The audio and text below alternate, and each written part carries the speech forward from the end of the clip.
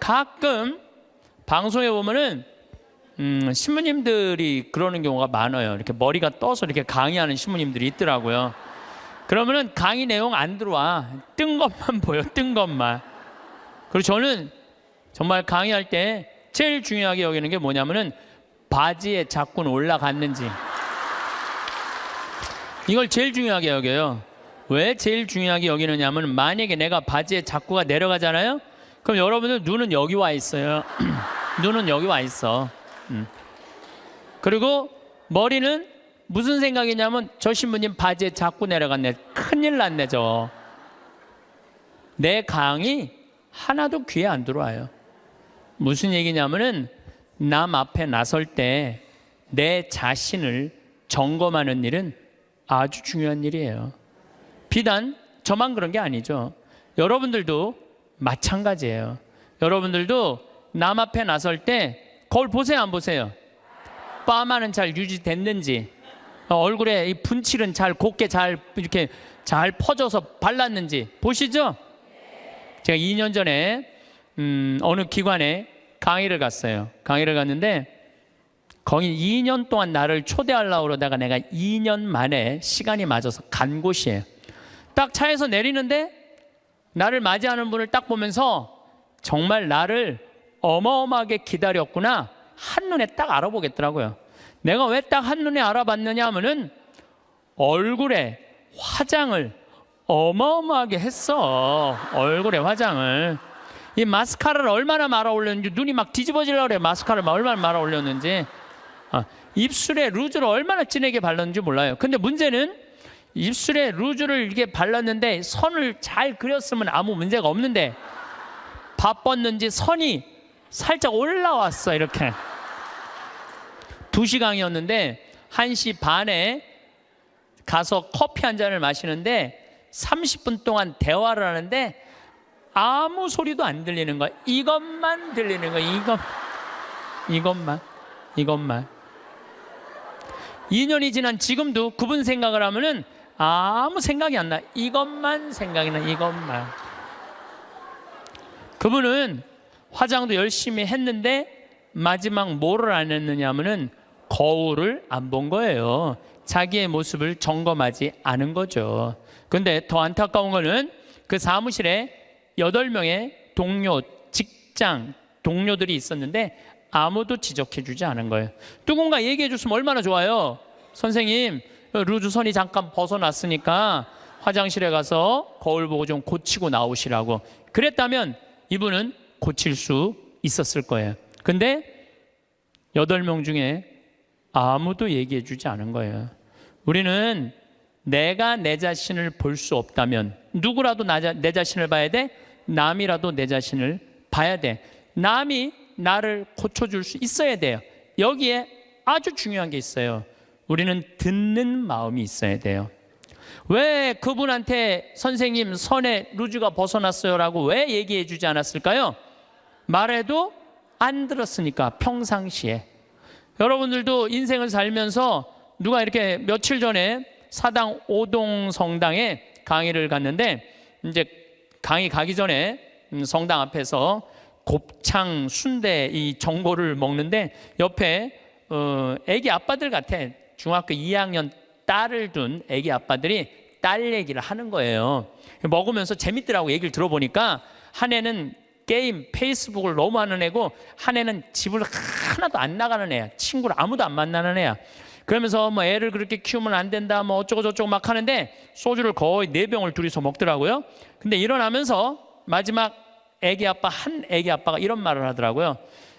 너는 네 딸 네 방식대로 키워. 내 딸은 내가 알아서 키울 테니까. 그렇게 소주 2병을 먹어가면서 얘기했는데 안 듣는 거죠. 사람이요 안 들으면은요 고쳐질 수가 없어요. 친구를 잘못 두면은요 인생 망가지는 사람들도 많아요. 최순실 같은 친구를 두면은요 인생만 망가지는 게 아니라 나라도 말아먹을 수 있어요. 친구 잘못 두면은. 그래서 친구를 잘 둬야 되는데 아까도 말씀드렸지만은 듣는 마음이 있어야 돼요. 누가 나한테 얘기를 할 때 겸손되이 듣는 마음이 있어야 돼. 근데 우리 대통령께서는 누가 혼내줄 사람이 없었잖아요. 어렸을 때부터 누가 감히 그분을 혼을 내요. 중학교 2학년 때부터 경호원이 따라다녔다는데, 그리고 내가 며칠 전에 어떤 분하고 식사하는데 자기 오빠가 이 서강대학에 같이 학교를 다녔대. 4년 동안 전자공학과 4년 동안 같이 한 교실에서 공부를 했는데 한 번도 말을 못 붙였대요. 경호원이 옆에 있어갖고. 하늘과 땅이잖아요. 하늘과 땅. 그러니까 혼내줄 사람도 없어, 친구도 없어. 그러니까 지금도 밥을 혼자 드신대잖아요. 그러면은요, 이거는요 제대로 된 판단하기 쉽지 않아요. 사람은요 먹고 마시고 놀아야 돼요. 요거 꼭 기억하세요. 인생 실패하지 않는 유일한 길은 먹고 마시고 노는 거예요. 누구하고?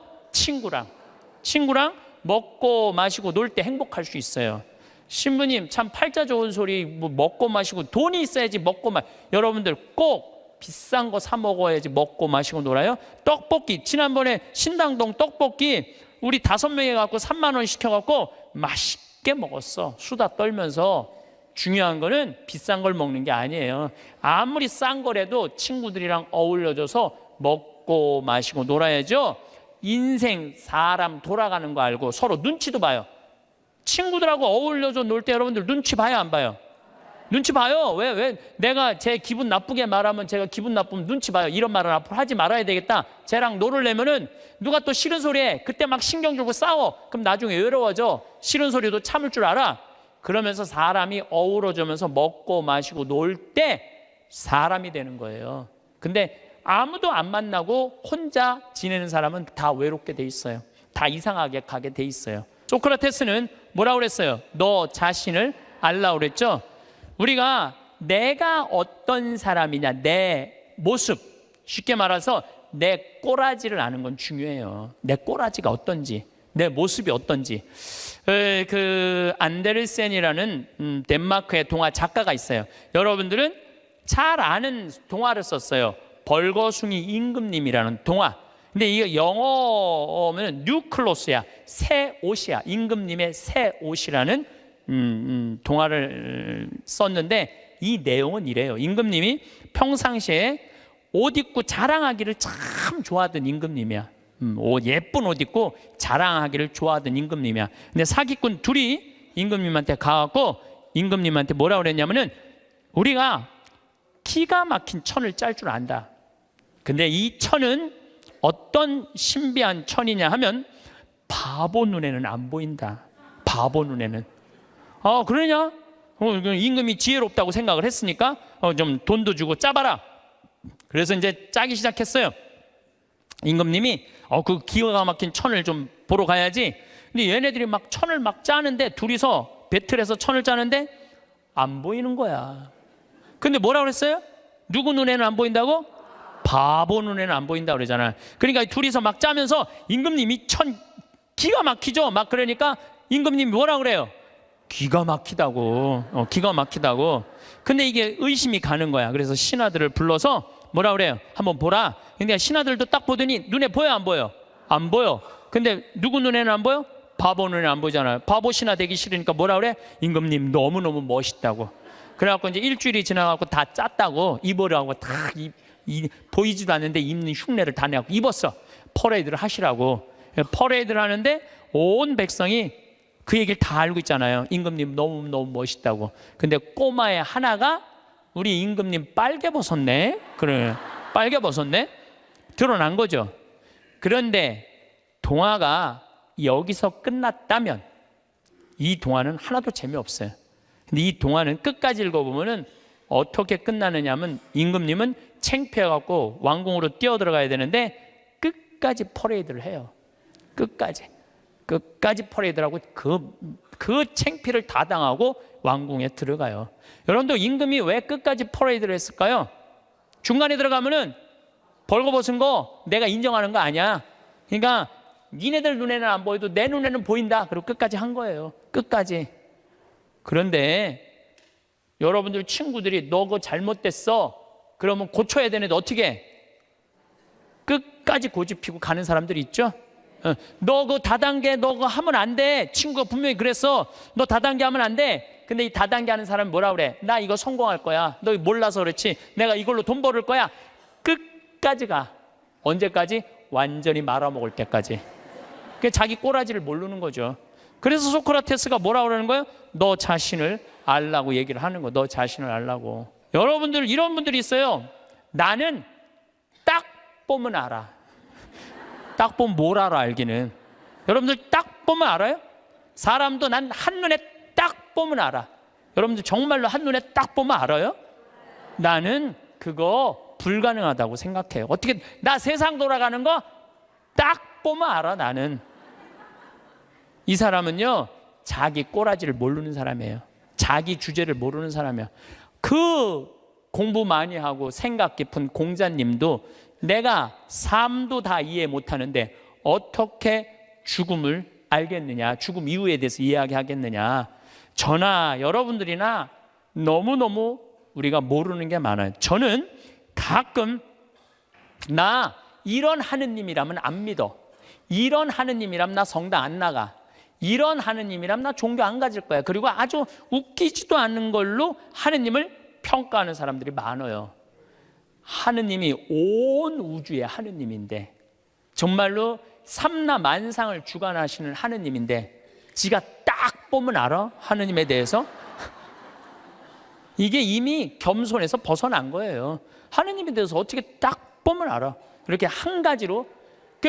많은 분들이 저한테 이렇게 해요. 아, 신부님, 하느님이 계시다면 왜 이런 일이 벌어져요? 라고 물어보는 사람들 참 많아요. 여러분들도 그렇게 막 덤비고 따질 게 있잖아요. 하느님이 계시다면 왜 이런 일이 벌어지느냐고 나한테 물어보면 저는 뭐라고 대답할 것 같아요? 나도 그게 너무 궁금하다고. 나도 모르는 거 너무 많아. 나도 모르고 너도 모르는 거야. 그러니까 우리는 뭐 할 필요가 있어? 겸손해야 돼요. 자기 자신을 들여다보려면, 교만하면 자기 자신을 들여다볼 수가 없어요. 또 부처님은 뭐라고 그러냐면 자기 자신이 누군 줄 아는 사람은 부처고 자기 자신이 누군지 모르는 사람은 중생이라고 그랬어요. 부처님도 결국은 가장 큰 숙제가 뭐예요? 자기 자신을 깨닫는 거야. 그게 각자 부처의 자기 자신을 깨닫는 일이 그렇게 어려운 일이에요. 그렇다면 여러분들은 여러분들 자신을 깨닫기 위해서 무슨 노력을 하나 이거예요. 무슨 노력을. 내가 나 자신이 누군지, 내가 어디로 가고 어떻게 살고 앞으로 어떻게 살아가야 되는지 이걸 알기 위해서 무슨 노력을 하고 있느냐 이거예요. 아무 노력도 안 한다면 우리는 지금 인생을 실패할 확률이 굉장히 많죠. 이번에 제가 여름에 잠비아 봉사활동 가갖고 아주 크게 깨달은 게 하나 있어요. 이제 매년 40명 가다 이번엔 80명이 갔어요. 그러니까 거기 이제 뭐 숙소가 사람이 북적북적한 거지. 그러니까 뭐 샤워 물도 중간에 하다가 끊어지고 막 이런 일이 많아요. 그러니까 막 이제 제가 이번에 여름에 갔을 때 하도 샤워를 해갖고 하도 끊어져갖고 내가 이번에 한 게 있어. 이번에 보름 동안 가는 동안 샤워를 한 번도 안 했어. 샤워를 한 번도 안 했어. 아주 좋더라고요. 예. 그런데 문제는 샤워를 한 번도 안 해갖고 문제는 다 해결됐는데 화장실이 문제인 거야. 이 사람이 화장실에 갖고 일을 봤는데 물을 내렸는데 물이 안 내려. 그럼 어떻게 그냥 나오는 거죠. 그리고 난 다음에 내가 이제 일을 보러 딱 들어가면은 그 변기에 있는 똥을 보면 너무 더러운 거야. 너무너무 더러워. 정말 더러워. 그런데 이상하게 내가 이번에 깨달은 게 뭐냐면은 화장실에 갖고 내가 똥을 넣고 내 똥을 보면은 안 더러워. 이상하게. 나 요즘 그 청국장 가루 먹고 화장실 가면 정말 요새 황금색 똥이 나와요. 그걸 보고 있으면 오히려 이뻐. 똥을 보면은. 아니 내 똥은 안 더럽고 이뻐 보이는데 남의 똥은 더럽지. 신기하죠? 여러분들 그런 경험 없었어요? 네, 저기 목욕탕 가갖고 가보면 남 똥 놓고 안 내리고 가면 너무 더럽잖아요. 근데 또 막상 내가 똥을 놓고 보면은 이상하게 안 더러워. 이게 인간의 본성하고 똑같은가 봐요. 남의 단점은 더럽고 커 보이고 내 단점은 가리는 거예요. 안 보이는 거예요. 근데 우리가 정말로 이 세상을 올바로 살아가려면은 누구 똥이 들어야 돼? 내 똥이 들어야 돼. 누구 단점이 커 보여야 돼? 내 단점이 커 보여야 돼. 남의 단점은 작아 보이고 내 단점은 커 보여야 돼요. 그래서 내가 누구냐 이거 아는 일은 참 중요해요. 내가 누구냐라는 답이 나오면은요, 어떻게 살아갈 것이냐라는 답도 나와요. 젊었을 때는 누가 잘못하잖아, 특히 교우들이 잘못하면 바로 지적하고 바로 혼냈어요. 정말 30대 때는 성체 영어로 나올 때 왼손이 위에 올라가고 오른손이 밑으로 내려가야 돼. 그래서 뭘로 영해야 돼? 오른손으로 영해야 돼요. 근데 막 교우들이 오른손이 올라오면은 무슨 손으로 영하게 돼? 왼손으로 영하게 되면 이거 불경스러운 거잖아요. 그래서 30대 때 오른손이 올라오면 손바닥을 내리쳤다니까. 내가 똑바로 하라고. 그러면은 이 교우만 사색이 되는 게 아니야. 뒤에서 성체 영화로 나오는 교우들도 내가 이렇게 해보면 보여. 막 이러면서 나오는 게 보여. 막 이러면서 나와. 근데 결국은 틀려. 그럼 또 손바닥 내리치는 거야. 30대 때는 내가 그랬어요. 근데 50대가 되니까 뭐가 보이느냐면은 주부들이 설거지 많이 하고 그러면은 손목 관절염이 있어. 그래서 이게 안 돌아가는 게 보이더라고. 안 돌아가니까 다른 손으로 하는 거야. 근데 30대 땐 그게 안 보인 거야. 그래서 50대, 지금 40대 후반부터는 왼손으로 올리면 왼손에 영해드리고 오른손으로 영해드려. 그리고 헷갈리는 교우들은 네가 알아서 줘. 그러면 내가 어떻게 영하는 줄 알아? 그냥 정가운데다 영해드려. 그냥 네가 알아서 먹으라고. 정가운데다. 그러니까 참 나이를 먹는 게 좋더라고요. 나이를 먹으니까 봐도 못 본 척, 알아도 모르는 척, 들어도 못 들은 척 이렇게 하게 되더라고요. 그래서 요즘은 막 이렇게 우리 직원들하고 뭐 가까이 있는 사람들하고 무슨 의견이 부닥치고 막 그러면은 정말 막 내 이야기를 저 알지도 못하는 거 고쳐주고 싶은데 안 고쳐줘요, 요즘은. 왜냐하면은 귀찮아. 그냥 알아서 하라고. 나이 먹는 게 그래서 좋더라고요. 초등학교 2학년 때 이건 진짜 아주 잊을 수 없는 일이야. 너무너무 신경질이 났어. 근데 밥 먹을 때가 아니었나 봐. 문을 딱 열었는데 뭐 던져야 되는데 아무것도 없는 거야. 던져야 되는데 근데 마루에 마침 뭐가 있었느냐면 요강이 있었어. 요강이. 우리 가족이 다 있었어요 그때. 내가 어떻게 했어요? 그 초등학교 2학년 애가 요강을 발로 찼어. 발로 차갖고 이제 시멘트 바닥에 딱 떨어져갖고 깨지면 난 죽는 거야. 어머니한테 맞아 죽는 거야. 근데 정말로 발로 찼는데 요강이 딱 시멘트 바닥에 떨어지면서 굴르기 시작하는 거 또. 딱 쓰는데 온 가족이 정말로 어이가 없으니까 다 웃더라고요. 하도 어이가 없으니까. 근데 그 얘기를 어머니가 지금도 해. 우리 가족이 지금도 해. 너 어렸을 때 요강 찬 거 생각나느냐고. 너라고는 이제 안 그래도 신부님 어렸을 때 요강 차는 거 생각나느냐고. 그렇게 까칠했어요. 그런데 내가 중학교 1학년 때 세례를 받으면서 어마어마한 거울을 만난 거예요. 예수 그리스도라는 거울을 만났어요. 예수 그리스도라는 거울을 딱 보는데 내가 한심하게 이를 데 없더라고요. 남을 배려할 줄도 모르고, 아까도 말씀드렸지만 인내할 줄도 모르고, 남을 사랑할 줄도 모르고, 아무것도 할 줄 아는 게 없더라고요. 예수님은 사람을 사랑하겠다고, 나를 사랑하겠다고 그 고통스러운 십자가를 지셨는데 나는 내 손에 하나도 안 보려고 그러고 살았던 거예요. 안 질라고, 누구한테도 안 질라고. 그렇게 살았던 내 자신이 기가 막히더라고요. 그래서 저는 내 똥이 더러운 걸 알기 시작했어요. 내 똥이 더럽더라고요. 그래서 만약에 지금 초등학교 때 성격 지금도 갖고 있었다면 이렇게 이 자리에서 강의 못하죠. 내가 변했기 때문에 이 자리에서 강의할 수 있는 거지, 변하지 않았다면 누가 여러분들 그냥 강의만 잘한다고 교우들이 나를 찾고 평창까지 오겠어요? 와갖고 오면 내가 맨날 신경질 부리면 누가 오겠어요? 맨날 반짝반짝 웃으니까 오는 거지. 반짝반짝 웃으니까 오는 거지.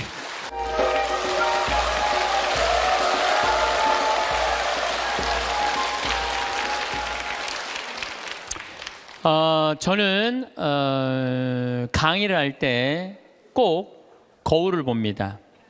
왜 거울을 보느냐면은 머리는 이렇게 잘 정리됐는지. 오늘도 평창에서 우리 부관장 신부님 이동이 있었어요. 그래서 부관장 신부님 오시는 거 맞이하고 이 인천까지 오는데 굉장히 멀더라고요. 그래서 누워서 잠을 차 안에서 자는데 머리가 막 눌리는 기분이 막 들더라고. 그래서 보니까 다행히 머리가 좀 덜 눌려갖고, 만약에 내가 머리가 막 이렇게 떴으면 여러분들 기분이 어떨 것 같아요? 내가 막 강의할 때 가끔 방송에 보면은 신부님들이 그러는 경우가 많아요. 이렇게 머리가 떠서 이렇게 강의하는 신부님들이 있더라고요. 그러면은 강의 내용 안 들어와. 뜬 것만 보여, 뜬 것만. 그리고 저는 정말 강의할 때 제일 중요하게 여기는 게 뭐냐면은 바지에 자꾸 올라갔는지. 이걸 제일 중요하게 여겨요. 왜 제일 중요하게 여기느냐면, 만약에 내가 바지에 자꾸가 내려가잖아요. 그럼 여러분들 눈은 여기 와 있어요. 눈은 여기 와 있어. 그리고 머리는 무슨 생각이냐면, 저 신부님 바지에 자꾸 내려갔네. 큰일 났네 저. 내 강의 하나도 귀에 안 들어와요. 무슨 얘기냐면은, 남 앞에 나설 때 내 자신을 점검하는 일은 아주 중요한 일이에요. 비단 저만 그런 게 아니죠. 여러분들도 마찬가지예요. 여러분들도 남 앞에 나설 때 거울 보세요, 안 보세요? 파마는 잘 유지됐는지, 얼굴에 이 분칠은 잘 곱게 잘 이렇게 잘 퍼져서 발랐는지 보시죠? 제가 2년 전에 어느 기관에 강의를 갔어요. 강의를 갔는데 거기 2년 동안 나를 초대하려고 그러다가 내가 2년 만에 시간이 맞아서 간 곳이에요. 딱 차에서 내리는데 나를 맞이하는 분을 딱 보면서 정말 나를 어마어마하게 기다렸구나, 한눈에 딱 알아보겠더라고요. 내가 왜 딱 한눈에 알아봤느냐 하면은 얼굴에 화장을 어마어마하게 했어. 얼굴에 화장을. 이 마스카라를 얼마나 말아 올렸는지, 눈이 막 뒤집어지려고 그래. 마스카라를 얼마나 말아 올렸는지. 입술에 루즈를 얼마나 진하게 발랐는지 몰라요. 근데 문제는 입술에 루즈를 이렇게 발랐는데 선을 잘 그렸으면 아무 문제가 없는데, 바빴는지 선이 살짝 올라왔어. 이렇게 2시간이었는데 1시 반에 가서 커피 한 잔을 마시는데 30분 동안 대화를 하는데 아무 소리도 안 들리는 거야. 이것만 들리는 거야. 이것만. 2년이 지난 지금도 그분 생각을 하면은 아무 생각이 안 나. 이것만 생각이 나. 이것만. 그분은 화장도 열심히 했는데 마지막 뭐를 안 했느냐면은 거울을 안 본 거예요. 자기의 모습을 점검하지 않은 거죠. 근데 더 안타까운 거는 그 사무실에 8명의 동료, 직장 동료들이 있었는데 아무도 지적해 주지 않은 거예요. 누군가 얘기해 줬으면 얼마나 좋아요. 선생님, 루즈 선이 잠깐 벗어났으니까 화장실에 가서 거울 보고 좀 고치고 나오시라고. 그랬다면 이분은 고칠 수 있었을 거예요. 근데 8명 중에 아무도 얘기해 주지 않은 거예요. 우리는 내가 내 자신을 볼 수 없다면 누구라도 내 자신을 봐야 돼? 남이라도 내 자신을 봐야 돼. 남이 나를 고쳐줄 수 있어야 돼요. 여기에 아주 중요한 게 있어요. 우리는 듣는 마음이 있어야 돼요. 왜 그분한테 선생님 선에 루즈가 벗어났어요 라고 왜 얘기해 주지 않았을까요? 말해도 안 들었으니까. 평상시에 여러분들도 인생을 살면서 누가 이렇게 며칠 전에 사당 오동 성당에 강의를 갔는데, 이제 강의 가기 전에 성당 앞에서 곱창 순대 이 전골을 먹는데 옆에 애기 아빠들 같아. 중학교 2학년 딸을 둔 애기 아빠들이 딸 얘기를 하는 거예요. 먹으면서 재밌더라고. 얘기를 들어보니까 한 애는 게임 페이스북을 너무 하는 애고, 한 애는 집을 하나도 안 나가는 애야. 친구를 아무도 안 만나는 애야. 그러면서 뭐 애를 그렇게 키우면 안 된다 뭐 어쩌고 저쩌고 막 하는데 소주를 거의 4병을 둘이서 먹더라고요. 근데 일어나면서 마지막 한 애기 아빠가 이런 말을 하더라고요. 너는 네 딸 네 방식대로 키워. 내 딸은 내가 알아서 키울 테니까. 그렇게 소주 2병을 먹어가면서 얘기했는데 안 듣는 거죠. 사람이요, 안 들으면은요 고쳐질 수가 없어요. 그리고 중요한 건 나를 고쳐줄 수 있는 친구가 있느냐 없느냐예요. 여러분들은 내가 만약에 루즈가 이렇게 잘못 벗어났을 때, 야 이리 와, 너 루즈 벗어났어 하고 이렇게 고쳐줄 수 있는 친구 있어요 없어요? 있어야 돼. 그걸 뭐라고 그러냐면 멘토라고 그래요. 멘토. 내 삶을 이야기할 수 있는 사람, 내 삶의 문제를 이야기 나눌 수 있고 상의할 수 있는 사람, 멘토가 필요해요. 저는 3명의 멘토가 있어요. 물론 우리 동창 신부들은 뭐 멘토라고 그러긴 좀 그렇고, 나이 많은 형들 셋이 내 멘토가 있어요. 첫 형은 역시 신부님이죠. 나보다 3살 많아요. 근데 3살 많은 형인데 굉장히 영성적이에요. 영성적. 이분은 정말로 기도를 게을리하지 않는 분이에요. 언제나 기도를 참 열심히 하세요. 이분하고 이렇게 대화를 하다 보면은 우리 교회 평생 장애자들하고 장애자 사목을 하신 분이고, 신학교에서도 사회복지를 강의하신 분이에요. 이분 이번에 이제 안산 생명센터장으로 가셨는데 세월호에 249명의 학생이 죽었어요. 어른까지 304명이 죽었어요. 어른 55명, 학생 249명이 죽었어요. 그런데 안산에 가보니까 249명의 가족 중에 7명이 자살을 했다는 거예요. 너무너무 힘들으니까.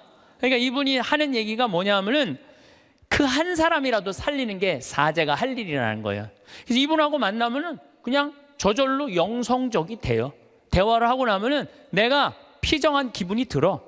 근데 이 형님은 항상 나하고 이렇게 우리 집에 와서 잠도 자고, 나도 그 형님 집에 가서 잠도 자고 그러는데, 하루는 우리 집에 딱 오더니 딱 옷장을 열어보는 거예요. 옷장을 열어보더니 한마디 딱 하는 거예요. 황 신부, 옷이 양복이 너무 많으네.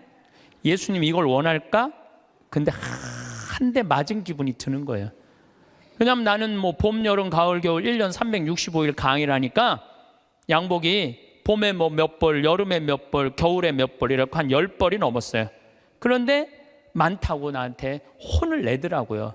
여러분들 인생에 있어서는요, 나를 혼내줄 사람이 필요해요. 나를 혼내줄 사람이 없으면은요, 나는 아나 무인이 되는 거예요. 그걸 보고 내가 양복을 다 나눠줬어요. 다. 아까도 말씀드렸잖아요. 작년에 잠비아 가면서 양복 3벌 입으면서. 그래서 내가 근데 이제 다 나눠줘갖고 한 3-4벌로 딱 줄였는데, 할머니들이 방송에 내 양복 한 번도 안 바뀐다고, 부산에서 져서 올리고 서울에서 져서 보내줘갖고 다시 12벌이 됐어 양복이. 그래서 이거 안 되겠다. 양복이 많아지는 건 어쩔 수 없는데 양복을 아예 갈아입질 말자. 그래서 한 달에 한 번씩만 딱 입고 다니기로 이제 내가 나하고 한 거예요. 근데 내가 그 형님 집에 가서 잠을 자는데 자기 침대를 꼭 내줘요. 그리고 자기는 바닥에서 자요. 응접실 바닥에서. 그래서 형 침대에서 자. 그랬더니 아니야, 너는 전국에 강의하는 신부고 나는 이렇게 편안하게 있으니까 하루 여기서 바닥에서 자도 돼. 그래갖고 내가 이제 방에서 잠을 자는데 뭐 하여튼 우연찮게 뭐 벽의 문제 때문에 옷장을 열었는데 양복이 딱 2벌밖에 안 걸려 있더라고요. 나하고 너무너무 다른 거죠. 그래서 내가 그분이 나한테 그런 얘기를 할 때 그냥 기분 나쁜 게 아니라 저절로 반성이 돼. 나 자신을 돌아보게 되는 거죠. 한 2주 전, 이제 뭐 거의 한 3주 전 정도 되죠. 어떤 자매가, 나를 아주 끔찍히도 아끼는 자매가, 신부님 평창 며칠 전에도 영하 15도까지 내려갔거든요. 보통 한 20도 내려가, 20도. 신부님 그 평창 추운데 잠바, 따뜻한 잠바 하나 신부님 위해서 샀다는 거예요. 밤에 이제 이렇게 받아갖고 그냥 쫄래쫄래 들어왔죠. 근데 전화가 왔어. 신부님, 거기 그거는 수선을 하려고 그러면 그 영수증이 있어야 되니까 그 옷에 이렇게 붙어 있는 거 띄지 마시고 그 보관하세요. 버리지 말고. 그래갖고 집에 들어와갖고 그걸 딱 보는데 가격표가 마침 있더라고. 안 그래도 궁금했는데 보니까 165만 원짜리야. 165만 원짜리. 어쩐지 딱 입는데 느낌이 다르더라고. 근데 저는 2가지를 생각했어요. 첫 번째는 내가 전국에 다니면서 그냥 평범한 우리 교우들한테 강의하는데 165만 원짜리 옷 입고 다니면서 행복을 과연 이야기할 수 있을까? 그 생각을 첫 번째 했어요. 두 번째는 그 형 생각이 났어요. 항상 장애자들하고 사는 그 형, 양복 두 벌, 맨날 까만 거, 이 색 저 색도 아니야, 까만 거 입고 다니는 그 형 생각이 났어요. 그 형이 이걸 보면은 나한테 뭐라고 그럴까? 못 잊겠더라고요. 마음에는 너무 들었는데 못 잊겠더라고. 그래서 다음날 돌려줬어요. 그리고 이렇게 말했어요. 나를 죽이려면은 이런 옷을 계속 갖다 줘라. 내 영혼을 죽이려면. 그러나 날 정말 사랑한다면은 이렇게 비싼 옷. 그리고 내가 그날 무슨 온천에 가갖고 보니까 밑에 막 세일하는 거 보니까 8만 원짜리 오리털 파카 많더라고. 8만 원짜리. 그래서 내가 얘기했어요. 내가 그 세일하는 데가 보니까 8만 원짜리도 많은데 왜 그렇게 비싼 걸 사서 줬느냐? 나한테 정말 선물하고 싶다면 8만 원짜리 해라. 그랬더니 어제 왔어. 택배로 8만 원짜리 세 벌이. 어제 8만 원짜리 세 벌이 택배로 왔더라고. 예. 그런데 나를 제어해 줄 수 있는 멘토가 필요하다는 거예요. 또 내 멘토 한 분이 계셔요. 그분은 나보다 4살 많은 형인데 이 형은 철학적인 신부예요. 대화를 해보면 날밤 새요. 그런데도 시간 가는 줄을 몰라. 그럼 어쩜 저렇게 생각을 잘할까? 어떻게 저런 생각을 갖고 있을까? 어떻게 생각이 저렇게 깊을까? 이런 생각이 들어요. 그래서 그 형을 만나도 너무너무 좋아. 그리고 그 형도 나보다 나이가 많은 형인데 나를 혼내요. 예. 나는 혼내줄 수 있는 사람이 있다는 게 너무너무 좋아요. 또 한 형은 나보다 7살 나이 많은 형인데 이 형은 생각이 없는 신부예요. 그런데 이 형님하고는 아침부터 저녁까지 같이 있어도 지겹지가 않아요. 계속 재밌어요. 그러니까 신학교 때부터 친했지만은 같이 서품을 받은 나이만 많은 거지 신학교 때부터 지금까지 거의 30년의 세월 동안 같이 있으면서 한 번도 지겨웠던 적이 없어요. 같이 있으면 행복해. 지금도 잠깐 쉬는 시간에 벌써 전화 왔더라고. 다음 주 월요일 날 전심에 만나서 맛있는 거 먹자고. 제일 행복한 거예요. 만나면은. 그래서 언제나 시간을 함께 할 수 있고 즐거운 시간 함께 할 수 있는 내 멘토 신부 셋. 물론 우리 사랑하는 내 동창 신부들 많지만은 그런 멘토가 있다는 게 좋은 거죠. 여러분들도 오늘 가만히 생각해 보세요. 적어도 멘토 3명은 있어야 된다는 거예요. 근데 내가 지금 내 인생의 문제, 나를 혼내줄 수 있는 사람이 한 명도 없다면 여러분들은 실패할 확률이 많아요. 인생을. 나를 혼내줄 사람이 있어야 돼요. 친구를 잘못 두면요 인생 망가지는 사람들도 많아요. 최순실 같은 친구를 두면요 인생만 망가지는 게 아니라 나라도 말아먹을 수 있어요. 친구 잘못 두면은. 그래서 친구를 잘 둬야 되는데 아까도 말씀드렸지만은 듣는 마음이 있어야 돼요. 누가 나한테 얘기를 할 때 겸손되이 듣는 마음이 있어야 돼. 근데 우리 대통령께서는 누가 혼내줄 사람이 없었잖아요. 어렸을 때부터 누가 감히 그분을 혼을 내요. 중학교 2학년 때부터 경호원이 따라다녔다는데, 그리고 내가 며칠 전에 어떤 분하고 식사하는데 자기 오빠가 이 서강대학에 같이 학교를 다녔대. 4년 동안 전자공학과 4년 동안 같이 한 교실에서 공부를 했는데 한 번도 말을 못 붙였대요. 경호원이 옆에 있어갖고. 하늘과 땅이잖아요. 하늘과 땅. 그러니까 혼내줄 사람도 없어. 친구도 없어. 그러니까 지금도 밥을 혼자 드신대잖아요. 그러면은요 이거는요 제대로 된 판단하기 쉽지 않아요. 사람은요 먹고 마시고 놀아야 돼요. 요거 꼭 기억하세요. 인생 실패하지 않는 유일한 길은 먹고 마시고 노는 거예요. 누구하고? 친구랑 먹고 마시고 놀 때 행복할 수 있어요. 신부님 참 팔자 좋은 소리. 뭐 먹고 마시고 돈이 있어야지 여러분들 꼭 비싼 거 사 먹어야지 먹고 마시고 놀아요. 떡볶이 지난번에 신당동 떡볶이 우리 5명이 갖고 3만 원 시켜갖고 맛있게 먹었어. 수다 떨면서. 중요한 거는 비싼 걸 먹는 게 아니에요. 아무리 싼 거라도 친구들이랑 어울려져서 먹고 마시고 놀아야죠. 인생 사람 돌아가는 거 알고 서로 눈치도 봐요. 친구들하고 어울려서 놀 때 여러분들 눈치 봐요, 안 봐요? 눈치 봐요. 왜 내가 제 기분 나쁘게 말하면 제가 기분 나쁘면 눈치 봐요. 이런 말은 앞으로 하지 말아야 되겠다. 쟤랑 놀으려면은 누가 또 싫은 소리 해. 그때 막 신경 주고 싸워. 그럼 나중에 외로워져. 싫은 소리도 참을 줄 알아. 그러면서 사람이 어우러지면서 먹고 마시고 놀 때 사람이 되는 거예요. 근데 아무도 안 만나고 혼자 지내는 사람은 다 외롭게 돼 있어요. 다 이상하게 가게 돼 있어요. 그래서 나는 어렸을 때부터 성당 형들이랑 맨날 먹고 마시고 놀았어. 그래서 나는 눈치가 빤해. 딱 보면 내가 여기 낄 때다 안 낄 때다 금방 알아요.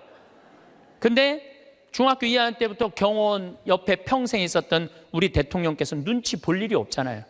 눈치 볼 일이 하나도 없잖아요. 눈치가 없어. 지금도 내가 보기에는 눈치 있으면 벌써 내려왔지.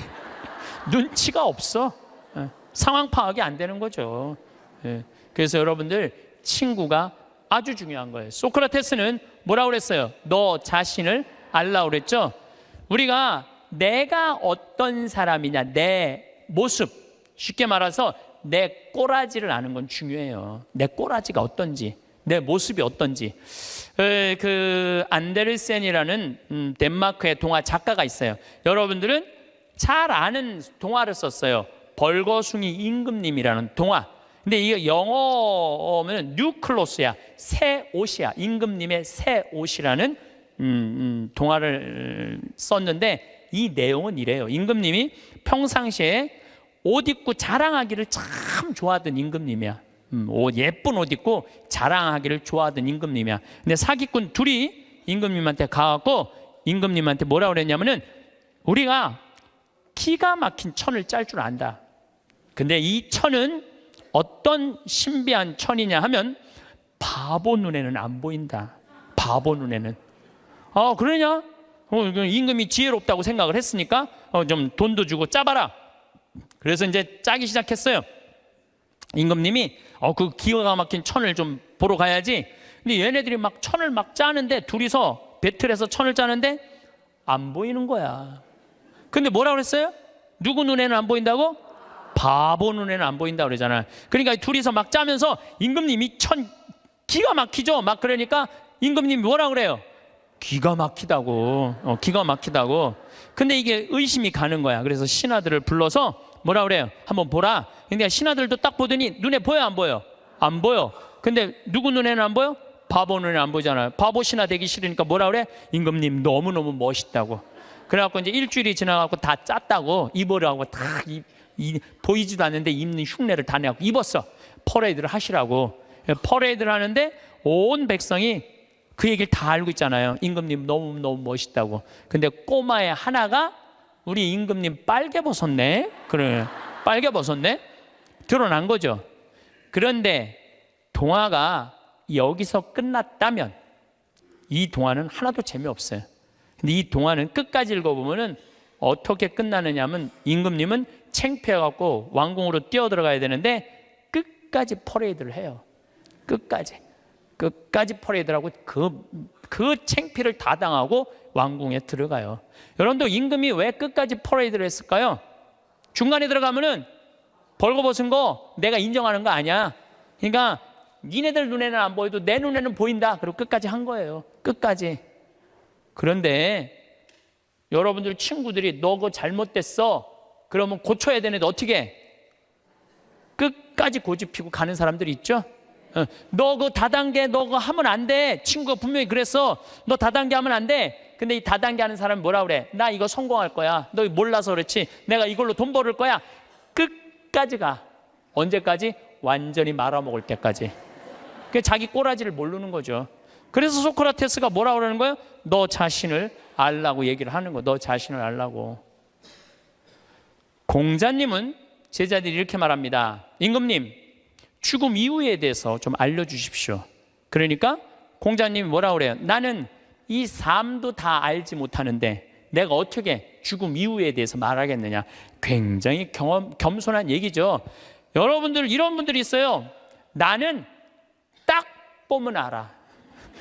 딱 보면 뭘 알아 알기는. 여러분들 딱 보면 알아요? 사람도 난 한눈에 딱 보면 알아. 여러분들 정말로 한눈에 딱 보면 알아요? 나는 그거 불가능하다고 생각해요. 어떻게 나 세상 돌아가는 거 딱 보면 알아. 나는 이 사람은요 자기 꼬라지를 모르는 사람이에요. 자기 주제를 모르는 사람이에요. 그 공부 많이 하고 생각 깊은 공자님도 내가 삶도 다 이해 못하는데 어떻게 죽음을 알겠느냐, 죽음 이후에 대해서 이야기하겠느냐. 저나 여러분들이나 너무너무 우리가 모르는 게 많아요. 저는 가끔 나 이런 하느님이라면 안 믿어, 이런 하느님이라면 나 성당 안 나가, 이런 하느님이라면 나 종교 안 가질 거야. 그리고 아주 웃기지도 않는 걸로 하느님을 평가하는 사람들이 많아요. 하느님이 온 우주의 하느님인데, 정말로 삼라 만상을 주관하시는 하느님인데 지가 딱 보면 알아? 하느님에 대해서? 이게 이미 겸손에서 벗어난 거예요. 하느님에 대해서 어떻게 딱 보면 알아? 이렇게 한 가지로. 많은 분들이 저한테 이렇게 해요. 신부님, 하느님이 계시다면 왜 이런 일이 벌어져요? 라고 물어보는 사람들 참 많아요. 여러분들도 그렇게 막 덤비고 따질 때 있잖아요. 하느님이 계시다면 왜 이런 일이 벌어지느냐고 나한테 물어보면 저는 뭐라고 대답할 것 같아요? 나도 그게 너무 궁금하다고. 나도 모르는 거 너무 많아. 나도 모르고 너도 모르는 거야. 그러니까 우리는 뭐 할 필요가 있어? 겸손해야 돼요. 자기 자신을 들여다보려면, 교만하면 자기 자신을 들여다볼 수가 없어요. 또 부처님은 뭐라고 그러냐면 자기 자신이 누군지를 아는 사람은 부처고 자기 자신이 누군지 모르는 사람은 중생이라고 그랬어요. 부처님도 결국은 가장 큰 숙제가 뭐예요? 자기 자신을 깨닫는 거야. 그게 각자 부처의 자기 자신을 깨닫는 일이 그렇게 어려운 일이에요. 그렇다면 여러분들은 여러분들 자신을 깨닫기 위해서 무슨 노력을 하나 이거예요. 무슨 노력을? 내가 나 자신이 누군지, 내가 어디로 가고 어떻게 살고 앞으로 어떻게 살아가야 되는지 이걸 알기 위해서 무슨 노력을 하고 있느냐 이거예요. 아무 노력도 안 한다면 우리는 지금 인생을 실패할 확률이 굉장히 많죠. 예수님은 마태복음 7장에 뭐라고 그랬어요? 남의 눈에 있는 티끌 꺼낼 생각하지 말고 네 눈에 있는 들보 꺼내라고 그러죠. 이번에 제가 여름에 잠비아 봉사활동 가고 아주 크게 깨달은 게 하나 있어요. 이제 매년 40명 가다 이번엔 80명이 갔어요. 그러니까 거기 이제 뭐 숙소가 사람이 북적북적한 거지. 그러니까 뭐 샤워 물도 중간에 하다가 끊어지고 막 이런 일이 많아요. 그러니까 막 이제 제가 이번에 여름에 갔을 때 하도 샤워를 해갖고 하도 끊어져갖고 내가 이번에 한 게 있어. 이번에 보름 동안 가는 동안 샤워를 한 번도 안 했어. 샤워를 한 번도 안 했어. 아주 좋더라고요. 예. 그런데 문제는 샤워를 한 번도 안 해갖고 문제는 다 해결됐는데 화장실이 문제인 거야. 이 사람이 화장실에 갖고 일을 봤는데 물을 내렸는데 물이 안 내려. 그럼 어떻게 그냥 나오는 거죠. 그리고 난 다음에 내가 이제 일을 보러 딱 들어가면은 그 변기에 있는 똥을 보면 너무 더러운 거야. 너무너무 더러워. 정말 더러워. 그런데 이상하게 내가 이번에 깨달은 게 뭐냐면은 화장실에 갖고 내가 똥을 넣고 내 똥을 보면은 안 더러워. 이상하게. 나 요즘 그 청국장 가루 먹고 화장실 가면 정말 요새 황금색 똥이 나와요. 그걸 보고 있으면 오히려 이뻐. 똥을 보면은. 아니 내 똥은 안 더럽고 이뻐 보이는데 남의 똥은 더럽지. 신기하죠? 여러분들 그런 경험 없었어요? 네, 저기 목욕탕 가갖고 가보면 남 똥 놓고 안 내리고 가면 너무 더럽잖아요. 근데 또 막상 내가 똥을 놓고 보면은 이상하게 안 더러워. 이게 인간의 본성하고 똑같은가 봐요. 남의 단점은 더럽고 커 보이고 내 단점은 가리는 거예요. 안 보이는 거예요. 근데 우리가 정말로 이 세상을 올바로 살아가려면은 누구 똥이 들어야 돼? 내 똥이 들어야 돼. 누구 단점이 커 보여야 돼? 내 단점이 커 보여야 돼. 남의 단점은 작아 보이고 내 단점은 커 보여야 돼요. 그래서 내가 누구냐 이거 아는 일은 참 중요해요. 내가 누구냐라는 답이 나오면은요, 어떻게 살아갈 것이냐라는 답도 나와요. 나는 천주교 신부예요. 그렇죠? 아주 간단하잖아요. 나는 천주교 신부야. 난 천주교 신부니까 하늘나라의 구원을 선포하는 사람이야. 그래서 천국이 있다. 하느님께서 현존하고 계시다. 역사하고 계시다. 하느님은 정의로우신 분이다. 이 얘기하는 게 나의 당연한 의무야. 또 한 가지는 내가 하늘나라의 구원의 기쁜 소식을 전하는 사람이니까 누가 기뻐해야 돼? 내가 기뻐해야 돼요. 내가 내 안에 기쁨이 없으면 교우들이 날 보고 저 신부님 뭐야? 저 신부님한테 뭔가 기쁨이 있을 줄 알았더니 힘들다 그러고 짜증난다 그러고 그냥 사는 게 죽었으면 좋겠다고 이러면은 여러분들은 나한테 와서 위로를 받을 수 있어 없어요? 위로 못 받아요. 근데 나한테 와갖고 나는 저 별을 보면은 요즘은 별이 내 심장에 박혀. 진짜로 너무너무 별이 예뻐요. 별도 예쁘고 새벽에 이렇게 미사로 올라가면은요, 이제 우린 6시니까 5시 한 반쯤에 올라가면은 진짜 깜깜하거든요. 밤에 보는 별보다 새벽에 보는 별이 더 이뻐 또. 너무너무 행복해. 내가 행복하다 그러면 저 신부님 참 별을 너무너무 좋아하시는구나. 나도 별을 좀 봤으면 좋겠다. 생태마을에 갔으면 좋겠다. 그런데 난 너무너무 힘들고 지겨워. 이러면 답이 안 나오는 거예요. 그러니까 내가 누구냐. 나는 또 천주교 신부인데 이번에 잠비아를 이렇게 갔을 때 대통령한테 땅을 1000만 평을 받았어요. 1000만 평을 받았는데 여의도 11배 큰 땅이야. 근데 나는 거기다 농업대학을 지으려고 마음을 먹은 거예요. 그래갖고 서울대학에 앞으로 10년 동안 매년 4명씩 석박사 가르쳐 주기로 했어요. 이번에 2명 입학을 했어요. 존하고 켈리 신부라고 공부 잘하는 신부들이야. 이태리어, 영어, 스페인어, 한국어까지 다 잘하는 신부들이야. 얘네들이 언어 능력이 뛰어나거든요. 그래서 이번에 이제 2명이 입학을 해요. 그리고 이제 또 올해도 계속 찾아서 10년 동안 40명만 석박사를 만들어 놓으면요, 그것도 서울대학에서 만들어 놓으면요, 잠비아뿐만 아니라 아프리카에서 최고 좋은 농업대학 세울 수 있어요. 근데 문제는 그렇게 농업대학을 세운다고 또 할머니가 돈을 100억 줬고, 그 100억이면 잠비아에서는 1000억이에요. 그러니까 왜 내가 100억이 1000억이냐면 거기는 한 사람 인건비가 한 달 8만 원이야. 8만 원. 그러니까 10명 써도 80만 원이야. 우리 직원 웬만한 거 한 직원 안에 월급이 400만 원인데 40명 쓸 수 있어. 40명.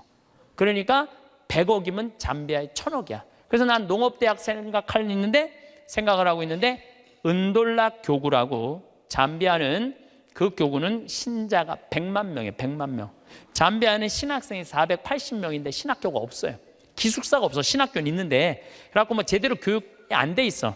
주교님이, 그 반달 주교님이 날 찾아오더니 귀양 이렇게 좋은 땅에다가 신부님 얘기 들어보니까 돈도 있대는데 신학교 짓는데 10억이면 된다는데 신학교 줘달라는 거예요. 저는 한 대 맞았어요. 왜 맞았느냐면 거기다가 물론 내가 환경을 운동하는 신부라 농업대학을 짓겠다고 먼저 생각했지만은 사실은 그 반달 주교님이 이런 강론을 하셨어요. 그 라디오 방송국을 갖고 있더라고요. 우리가 빵을 먹는 게 중요하냐, 하느님의 말씀을 먹는 게 중요하냐, 그 얘기를 하더라고요. 전 너무너무 창피했어요. 빵이 중요한 게 아니다. 하느님의 말씀을 먹는 게 중요한데 신학교를 줘야 된다. 그래서 이번에 한국에서 온 신부가 신학교를 줘주려고 그런다. 기뻐해라. 내가 반성을 너무 많이 했어. 내가 신부인데 신학교를 줘줘야지. 그래서 이번에 이제 잠비아에 신학교 짓고, 그걸 너무 충격을 받아갖고 모잠비크에도 신학교가 필요하대. 모잠비크에도 줘주고, 그래봐야 10억이야. 10억. 나 100억 받았는데 그거 못 줘줄 게 뭐 있어. 10개라도 줘줄 수 있지. 그러니까 내가 누구이냐라는 질문에 답이 나오니까 어떻게 살아갈 것이냐라는 답이 나오더라고요. 만약에 내가 학교 선생님이야. 선생님은 애들한테 뭐 가르쳐야 돼요? 공부? 나는 절대 공부를 가르쳐서는 안 된다고 생각해. 아이들한테 뭘 가르쳐야 되냐면 행복을 가르쳐야 돼. 사는 도리를 가르쳐야 돼. 사람들하고 어우러 사는 거를, 법을 가르쳐야 돼. 그게 선생님이 할 일이죠. 난 내 강의 때 핸드폰 올려도 한 번도 신경질을 부린 적이 없어. 한 번도. 제가 30대 때는 내 강의 때 핸드폰 울리면 가만히 안 있었어요. 무식하게 핸드폰도 안 꺼놓고. 한번 미사하는데 거양성취하는데 핸드폰이 울리더라고요. 내려놨죠. 그리고 이렇게 얘기했어요. 일주일에 한번 모여갖고 하느님 찬양하고 기도 한번 해보겠다는데 핸드폰 그걸 못 끄고 들어오느냐고 난리를 쳤어요.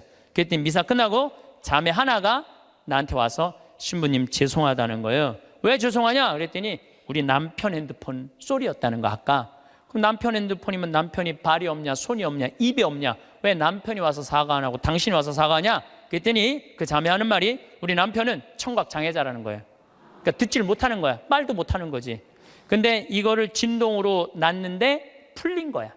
진동으로 놨는데 풀린 거야. 그래서 자기도 모르고 남편도 몰라서 신부님 미사 때 분심 들게 해서 너무너무 죄송하다는 거예요. 내가 그날 이후부터 지금까지 내 강의 때 핸드폰 울려도 한 번도 신경질을 부린 적이 없어.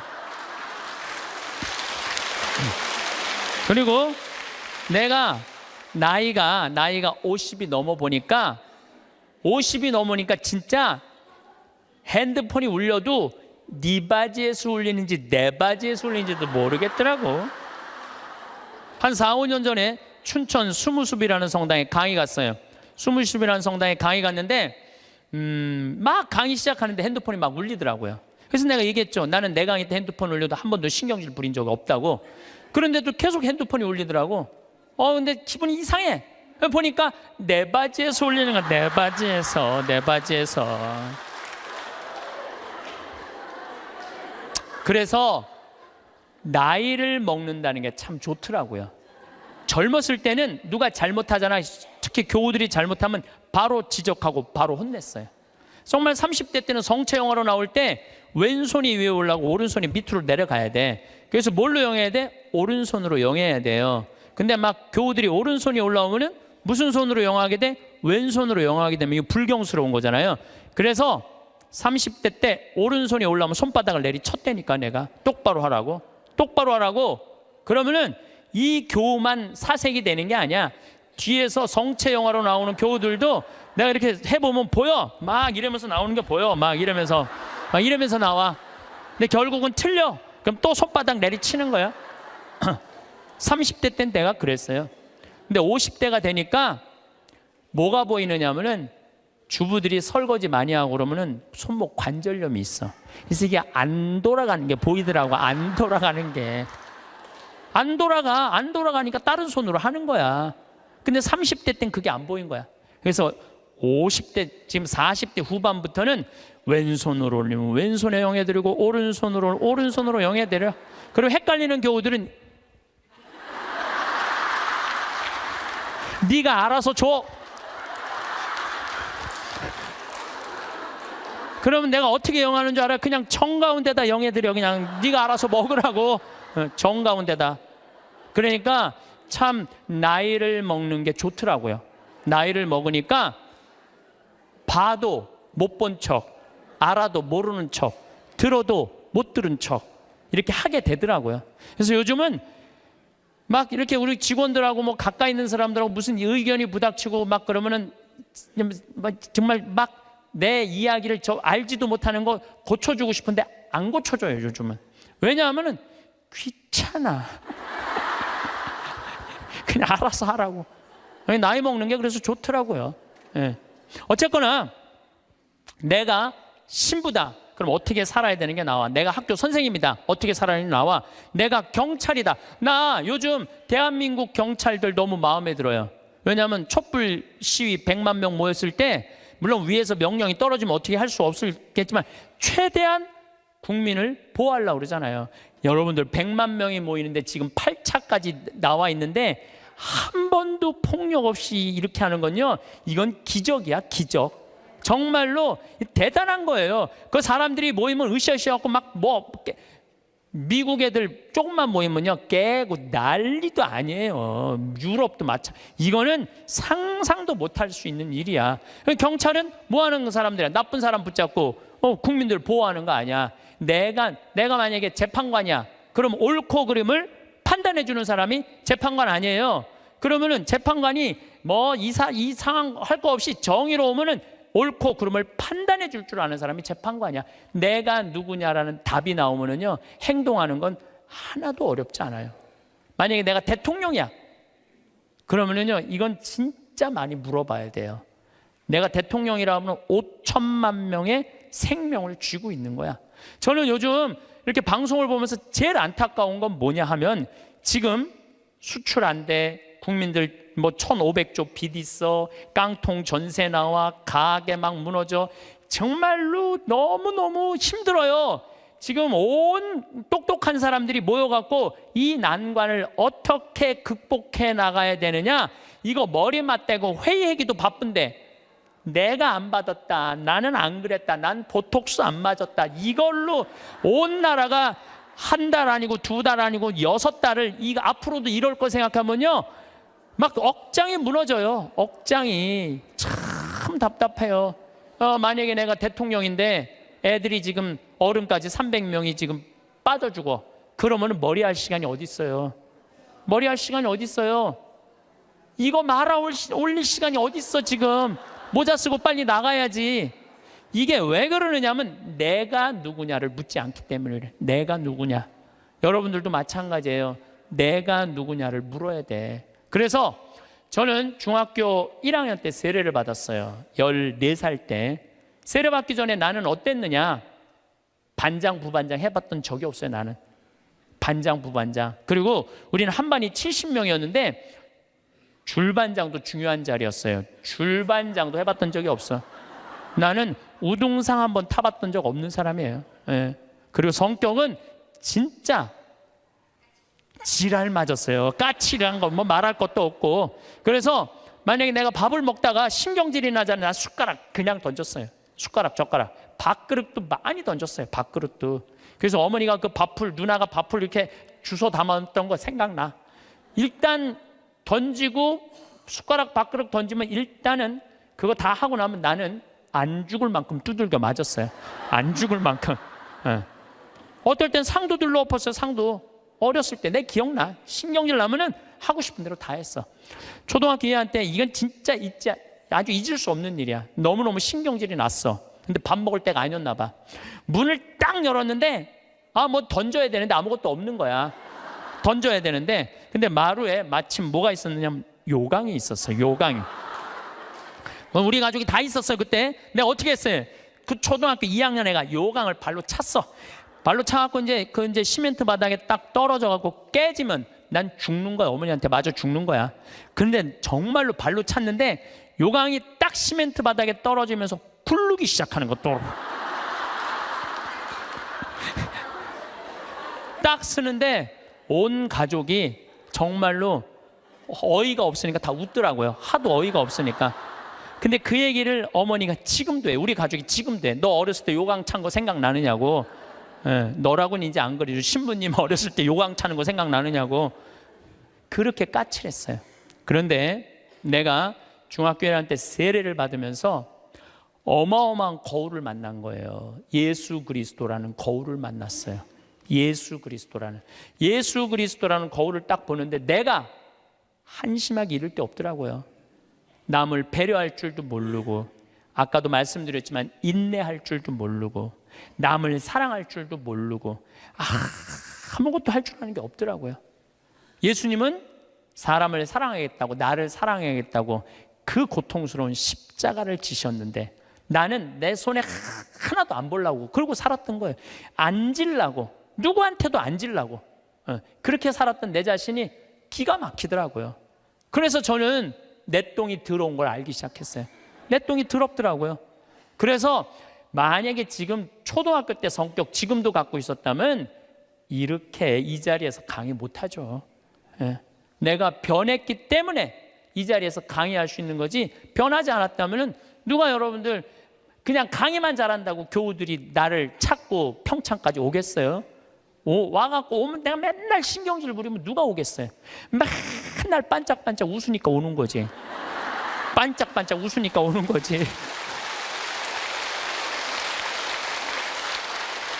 그래서 나에게는 예수 그리스도라는 거울이 나를 비추기 시작했어요. 정말 많이 나를 비춰주셔. 지금도 지금도 오늘도 예수님 생각 많이 했어요. 예수님 참 정말로 우리를 끔찍하게도 사랑하시는 분이구나. 우리가 상상하는 것 이상으로 우리를 사랑하고 계시고 온 삶으로 당신은 우리를 사랑하셨구나, 이런 생각이 참 많이 들어요. 그러니까 그 예수님을 보고 난 15살에 사제가 되기로 결심을 해요. 지우학한 거죠. 그 신학교 들어갔고 공부 정말 많이 했어요.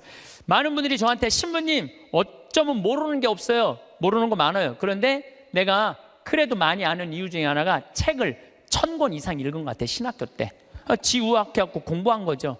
30에 신부가 됐어. 31입이라고 그래. 신부가 돼서 잘 살 것 같았는데 내 인생에 가장 많은 실수를 했을 때가 30대예요.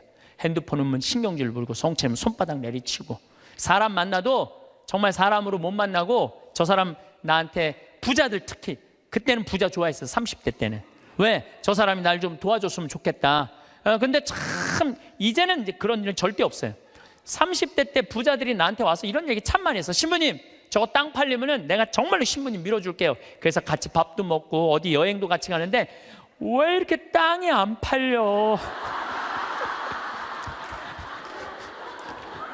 그래서 내가 깨달은 진리가 뭔지 알아요? 부자 땅은 안 팔린다. 그리고 이 교회는 부자가 움직이는 게 아니야. 가난한 교우들이 움직이는 거야.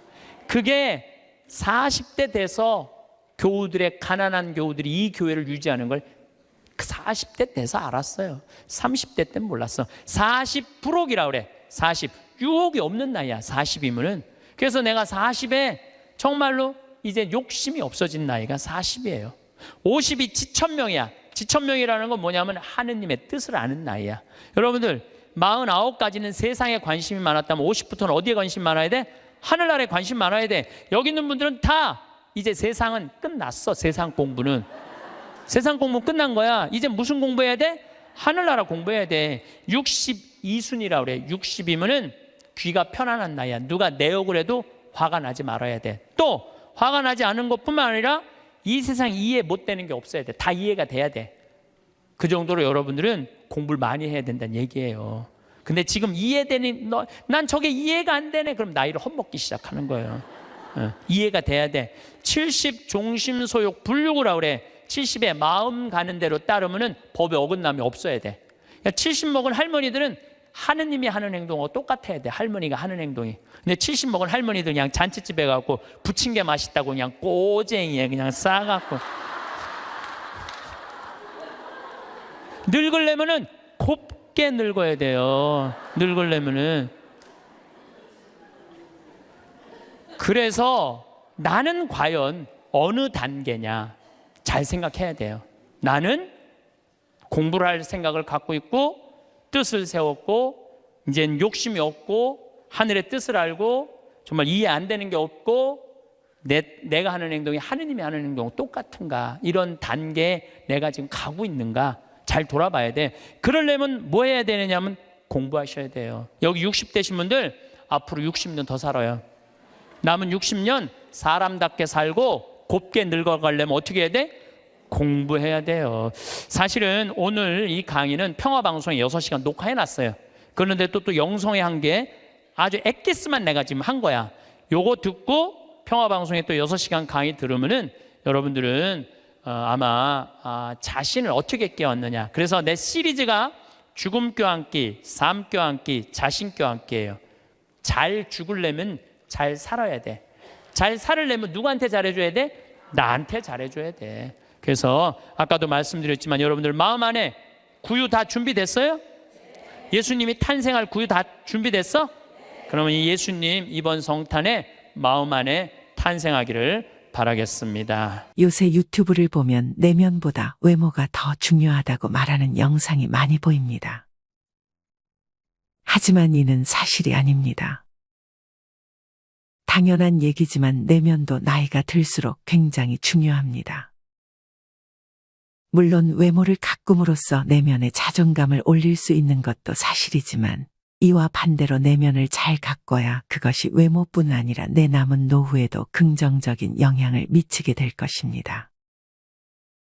도서 생각을 뒤집으면 인생이 즐겁다에서 다음과 같은 구절이 있습니다. 예쁘지는 않더라도 내면의 아름다움이 외부로 드러난다면 그것은 아름다움이다. 예쁜 것은 사람의 감각을 자극하지만 아름다운 것은 사람의 마음을 감동시킨다. 평소 내가 어떤 생각을 가지고 사느냐는 내 삶과 외모에서 나타나게 됩니다. 나이가 들면서 외모의 인생이 묻어나는 게 더 잘 보이기도 합니다.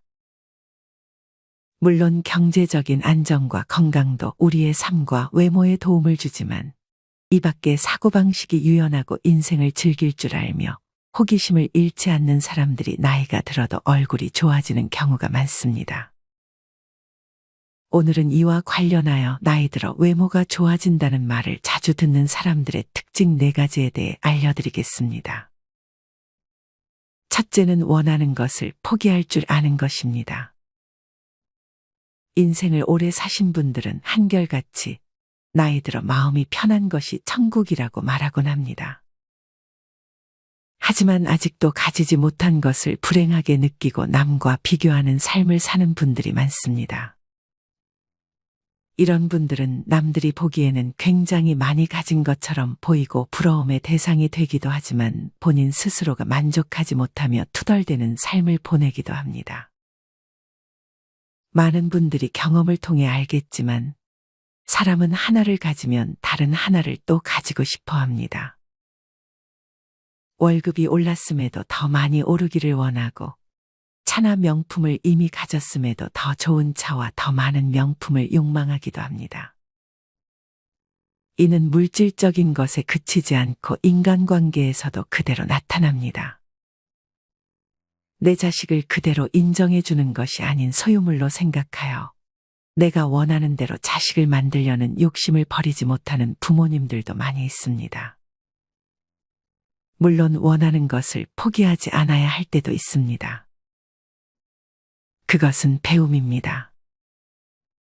나이 들어 영어를 배운다든지 새로운 운동을 배운다든지 하는 것은 굉장히 좋습니다. 하지만 이런 배움이 아닌 물건에 대한 집착, 혹은 사람에 대한 집착과 욕심은 내려놓는 것이 좋습니다.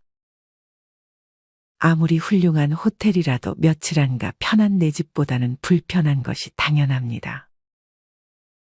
내가 가진 것에 만족하고 감사하는 마음이야말로 인생을 대하는 좋은 태도입니다. 이렇게 욕심을 버리고 감사하고 만족해야 하는 마음가짐을 가진다면 그것은 당연히 나의 외모에도 긍정적인 영향을 주게 됩니다. 우리가 드라마를 볼 때 욕심이 가득한 역할을 맡은 배우의 외모가 어떻게 보이시나요? 아무리 뛰어난 이목구비를 가졌더라도 욕심이 많은 사람은 인상을 많이 쓰고 그것이 별로 아름답게 느껴지지 않을 것입니다. 반면 그렇게 이목구비가 뛰어나지 않더라도 내면이 평안하고 만족해하는 사람의 외모에는 미소가 끊이질 않습니다. 저는 이런 분들이 외모에서도 더 멋지고 아름답게 느껴집니다. 이는 여러분의 주변 사람을 생각해봐도 쉽게 알 수 있을 것입니다. 젊을 때는 사실 조금 욕심을 가지는 것이 좋을 수 있지만 나이가 들수록 욕심을 내려놓고 내가 가진 것에 만족할 줄 아는 능력을 키워야 합니다. 나이가 들면 어쩔 수 없이 체력적으로나 정신적으로나 젊을 때와 같을 수는 없습니다. 원하는 것을 얻으려면 상대적으로 시간이 더 걸릴 수도 있습니다. 물론 배움과 같은 욕심을 버릴 필요는 없지만 앞서 말씀드렸던 물질적인 것과 인간관계 관련한 것들을 조금은 내려놓는 연습을 하는 것이 내 노후의 삶에 도움을 줄 것입니다. 이와 관련하여 스토아 철학자 세네카는 다음과 같이 말했습니다. 만약 내 자신에게 상을 주기를 원한다면 육신의 욕망에서 정신을 자유롭게 하는 것을 첫째로 삼아라. 무엇을 위해 저작거리를 헤매는가? 삶이란 그다지 많은 것도 아니고 긴 것도 아니다. 이처럼 비교하지 않고 나는 나답게 살고 열정 그리고 자존감으로 자신을 늘 사랑하고 자신만의 길을 만들어가는 삶이 행복한 것입니다. 원하는 것을 내려놓을 줄 알고 좋은 생각들을 하며 다름을 인정하고 받아들이는 연습을 하는 것도 도움이 됩니다. 어느 75세 어르신은 욕심과 비교가 내 안에 없으니 환하게 웃고 살 수 있다고 말씀하기도 하셨습니다. 이는 당연히 나의 외적인 모습에도 좋은 영향으로 나타날 것입니다. 이뿐 아니라 우리는 우리가 할 수 없는 것이 있다는 사실을 받아들이는 연습을 해야 합니다. 물론 꿈을 꾸는 것은 좋습니다. 하지만 너무 결과에 집착하고 연연해서는 안 됩니다. 누구나 원하는 결과를 다 얻을 수 있는 것은 아닙니다. 사실 꿈을 꾸고 그것을 해나가는 과정을 즐기는 것만으로도 우리는 꿈을 이룬 것입니다. 반드시 결과를 손에 넣어야 하는 것은 아닙니다. 결과에 너무 집착한 나머지 과정에서 느껴지는 성취감과 즐거움을 잃는 것은 좋지 않습니다. 정리하면 욕심을 내려놓고 내가 가진 것에 만족할 줄 아는 능력을 키우는 것이 좋습니다. 무언가를 소유하려는 욕심보다는 배움에 대한 욕심, 결과가 아닌 과정 자체의 재미를 추구하는 것이 좋습니다. 또한 남이 가진 것과 내가 가진 것을 비교하지 말고 내가 가진 것에 감사하면서 살아가게 된다면 그것은 나의 내면뿐 아니라 외면도 더욱 좋게 만들어줄 것입니다. 나이 들어 나의 외모를 좋아지게 만드는 마음가짐 두 번째는 타인을 내가 원하는 대로 바꾸려 하지 않는 것입니다. 앞서도 말씀드렸듯 관계에 대한 욕심으로 내 가족 특히나 자식을 자기가 원하는 대로 만들려고 하는 부모님들이 많이 계십니다. 하지만 사람을 바꾸는 것은 가능하지도 않고 좋은 행동도 아닙니다. 물론 자식이 어릴 때는 가르칠 수 있지만 자식이 성인이 되고 나서까지 부모가 원하는 모습으로 만들려는 것은 별로 바람직하지 않습니다. 타인은 당연히 내가 원하는 대로 행동하지 않을 때가 더 많습니다. 이럴 때마다 기분 나빠하고 짜증을 내게 되면 내 외면이 어떻게 보일까요? 사람을 바꾸려는 행동은 미련한 행동이 될 수 있습니다. 이런 말이 있습니다. 평생 괴롭고 싶으면 남을 미워하고 거기다가 남을 바꾸려고 하면 된다. 이 두 가지를 하면 인생이 굉장히 괴로워진다고 합니다. 우리는 타인의 인생에 대한 배려가 필요합니다. 사람을 바꾸려 하는 마음은 오만이고 사람은 각자의 삶 속에서 변할 계기가 있어야 변하는 것입니다. 그것을 누군가 대신 해줄 수는 없는 것이죠. 그 시절이 오기 전까지는 쉽게 변하지는 않습니다. 세계적인 강연가 브라이언 트레이시 또한 사람은 변하지 않는다며 그저 현재 있는 그대로 대하라고 조언합니다. 다른 사람을 바꾸려고도 혹은 변화하리라고 기대하지도 말라고 말이죠. 이처럼 타인을 변화시키는 것은 내가 할 수 없는 것입니다. 내가 할 수 없는 것에 힘을 쏟게 되면 쓸데없이 내 체력과 시간만 낭비하는 꼴이 됩니다. 주변의 인간관계로 걱정하는 분들의 외모를 보면 얼굴에 항상 근심 걱정이 가득해 보이고 주름이 더 깊어 보입니다. 이런 분들은 하루의 절반 이상을 걱정과 근심을 하며 살아갑니다. 반면에 나 자신에게 집중하는 분들을 보면 훨씬 표정에서부터 여유가 느껴집니다. 남을 바꾸려 하지 말고 내 내면을 바꾸는 것이 훨씬 편하고 좋은 길이 될 수 있습니다. 더 이상 남의 인생에 간섭하려 하지 말고 그저 나의 내면에 집중해야 합니다. 내가 할 수 있는 것에 집중해야 합니다. 타인을 바꾸려는 것은 내가 할 수 없는 것에 속한다는 사실을 잊지 마시길 바랍니다. 또한 나를 바꾸려고 하는 사람도 웬만하면 멀리하는 것이 좋습니다. 물론 조언을 주고받는 것은 서로의 인생에 도움이 될 수 있지만 사사건건 내 행동에 대해 지적하고 언제나 나의 기분을 저조시키는 사람과는 과감하게 인연을 끊는 것이 좋습니다. 이런 사람을 만나면 만날 때마다 힘이 빠지고 당연히 그것은 나의 자존감과 외면에까지도 안 좋은 영향을 끼칠 것입니다. 정리하면 타인을 바꾸는데 내 체력을 낭비하지 말아야 합니다. 타인을 내가 바꿀 수도 없거니와 거기에 내 아까운 체력을 낭비할 필요가 전혀 없습니다. 그 대신에 자신의 내면에 더 신경을 쓰고 내가 할 수 있는 것에 집중하는 것이 좋습니다. 그러면 조금 더 여유로움이 생기고 근심이 줄어들어 외모에도 그런 여유가 나타날 것입니다. 나이 들어 나의 외모를 좋아지게 만드는 마음가짐 세 번째는 평소에 좋은 말을 하고 쉽게 짜증을 내지 않는 것입니다. 내가 만든 음식이 맛이 없을 때 누군가는 재료를 탓하고 내 음식 솜씨를 탓하지만 누군가는 내가 요리를 했다는 것에 뿌듯해하고 음식을 먹을 수 있다는 것에 감사해야 합니다. 불평불만하는 사람의 입에서는 자연스레 안 좋은 말들이 나올 것이고 감사해하는 사람의 입에서는 잘했다며 자신을 칭찬하는 말이 나올 것입니다. 이처럼 같은 상황에 놓이더라도 내가 어떤 마음가짐을 가지고 어떤 말을 하느냐에 따라 내 삶이 달라집니다. 그것은 당연히 나의 외모에도 티가 날 것입니다. 간혹 하는 일마다 잘 안 된다며 짜증을 내는 분들이 있습니다. 여러분 주변에도 그런 분이 계신가요? 일이 잘 안 풀릴 때마다 인상을 쓰며 짜증을 내는 지인을 보며 어떤 생각이 드셨나요? 이렇게 작은 일에도 쉽게 짜증을 내는 사람과 평소 좋은 말을 많이 하는 사람은 특히나 나이가 들어 외모에서 차이를 보이기도 합니다. 젊을 때는 바늘로 찔러도 피 한 방울 안 나올 것 같이 생겼다고 도도한 인상이란 소리를 많이 들었던 어떤 분은 어느 순간부터 인상이 좋다는 소리를 듣기 시작하더니 이젠 일상처럼 듣는다고 합니다.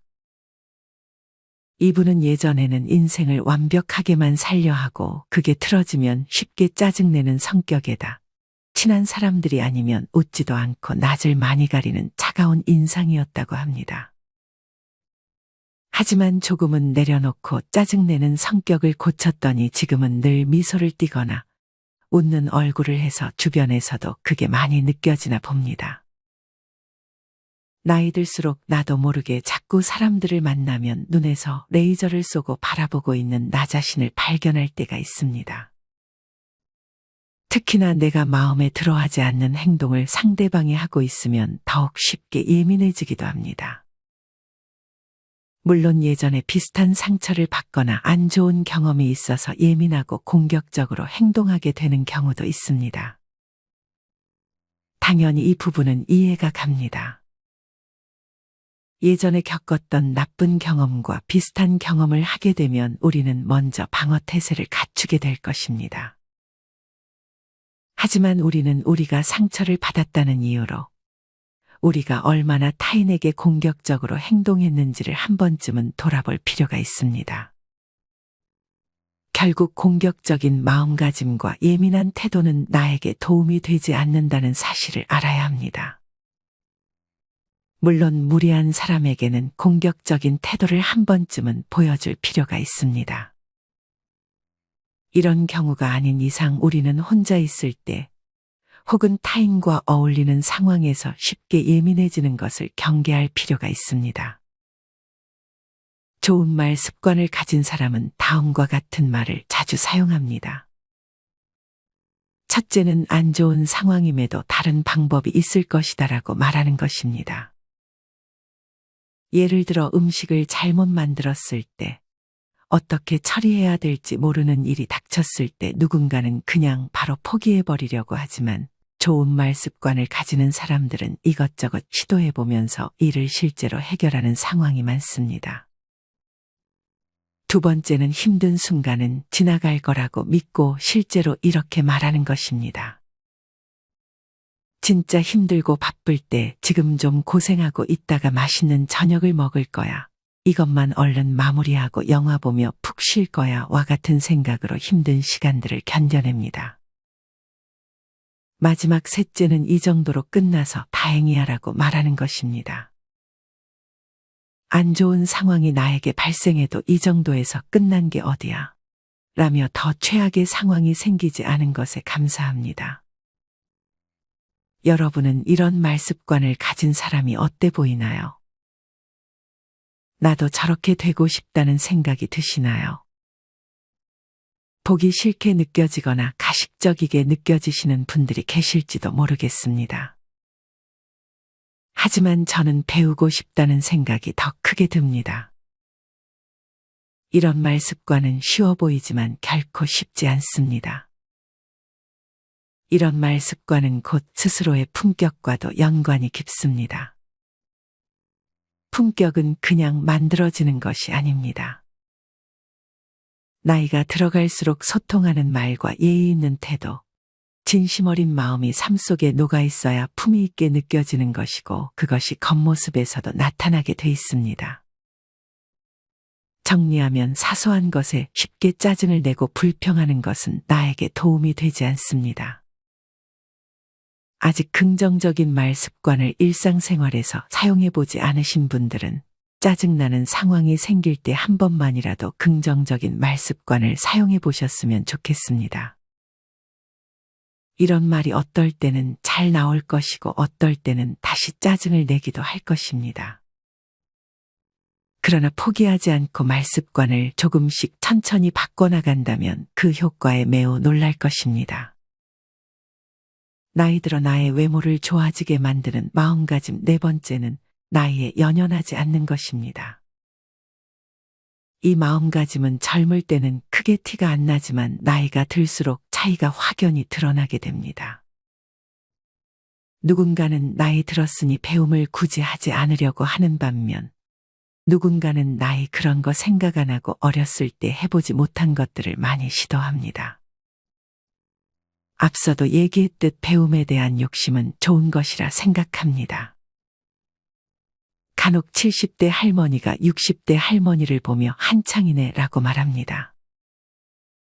이것은 80대 할머니가 70대 할머니를 봤을 때도 하는 말씀입니다. 우리에게는 지금이 제일 한창입니다. 못할 이유가 없습니다. 천천히 배우고 하나씩 시도해보는 것은 나이 들어 나의 뇌에도 좋은 영향을 끼칠 것입니다. 어떤 어르신은 87세이신데도 손녀들에게 핸드폰을 배우고 새로운 기능도 열심히 물어보신다고 합니다. 단톡방을 만들어 시골 노인들 불러 모으고 자식 손녀들에게 유튜브 동영상도 보내시고 심지어 기차도 모바일로 스스로 예약하신다고 합니다.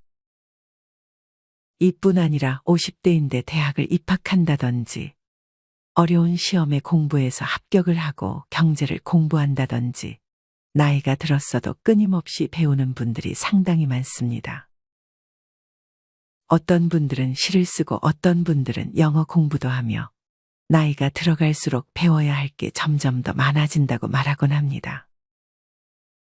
반면에 시도조차 못하는 분들도 많습니다. 모든 일이 어렵게 느껴지기 때문에 선뜻 시작하지를 못하는 것입니다.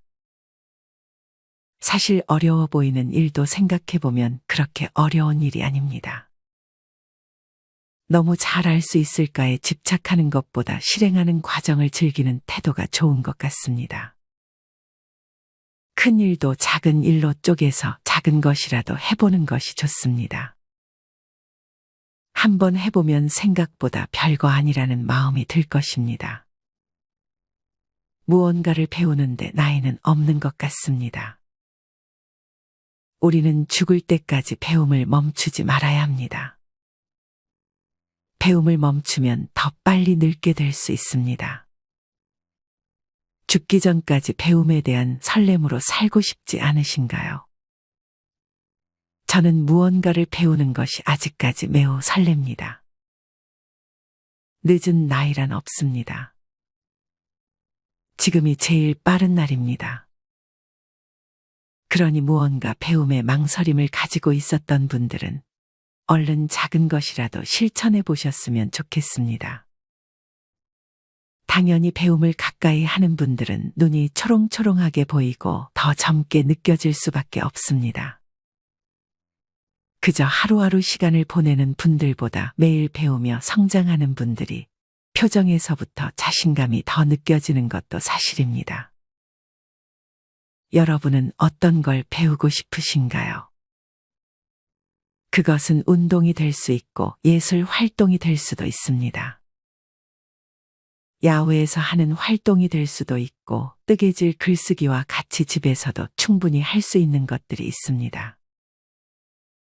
아직 무엇을 해야 할지 모르신다면 주변 내 또래들은 어떤 취미를 하는지 관찰해 보는 것도 많은 도움이 될 것입니다. 이젠 나이가 들어서 할 수 없다는 말은 하지 않으시길 바랍니다. 찾아보면 우리가 할 수 있는 것은 넘쳐납니다. 지금 바로 생각나는 것들을 적어보세요. 그것들 중 제일 하고 싶은 것 하나를 골라 시작해보세요.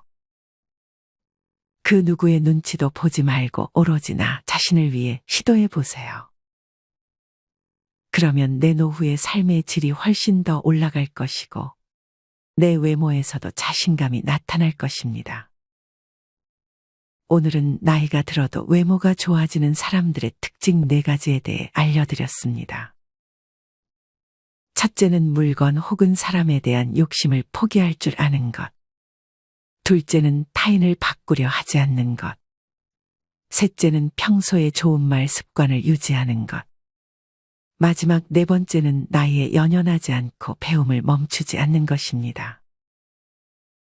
나이가 들어 외모 관리는 청결을 유지하는 것으로 저는 충분하다고 생각합니다. 그 이외의 성형이나 명품을 사는 것은 필요치 않은 것 같습니다. 그보다는 내면을 가꿈으로써 나의 외면과 인상을 더 좋아 보이게 만드는 것이 좋을 것 같습니다. 이 밖에 정말 중요한 경제 상황이나 건강도 꼭 관리하셔서 나이에 비해 얼굴이 좋아 보인다는 말씀을 주변에서 많이 들으셨으면 좋겠습니다. 오늘 드린 말씀이 누군가에게는 뻔한 말씀처럼 느껴질지 모르겠습니다. 하지만 이런 뻔한 얘기를 행동으로 옮기지 못한다면 그것은 모르는 것과 마찬가지입니다. 이것을 행동으로 옮기는 사람들만이 진정 알고 있는 것입니다. 오늘 영상의 내용 중 꼭 하나만이라도 마음속에 간직하고 실천해 보셨으면 좋겠습니다. 여러분은 할 수 있습니다.